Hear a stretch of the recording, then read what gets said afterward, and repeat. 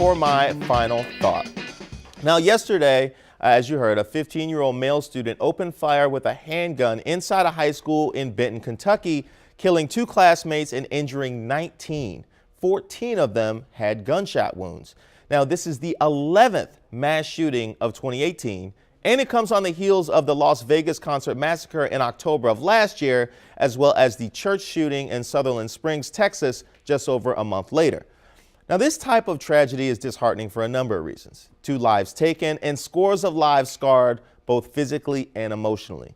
Shootings like this affect all of us, as the thought that any of us could lose our lives in an instant in such a way is absolutely horrifying. But it's even more sad because it happened at a school. Young people shouldn't have to look over their shoulders and fear for their safety at the place where they go to learn and prepare for their future. Sadly, the futures of 2 kids were taken away by another teenager with a gun. Now, I'm not going to discuss gun laws as people get super defensive at the mere mention of those words. But I will say, if you are a gun owner, be a responsible one.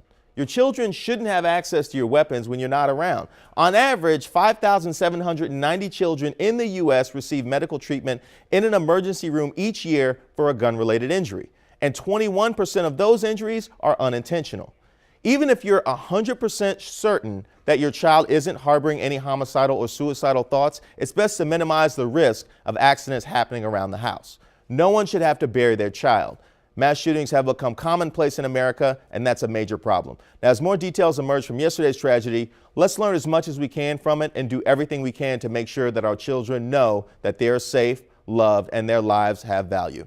We'll be on a Facebook Live discussing that and everything else we discussed in the show today. And remember to use the hashtag GetUpDC.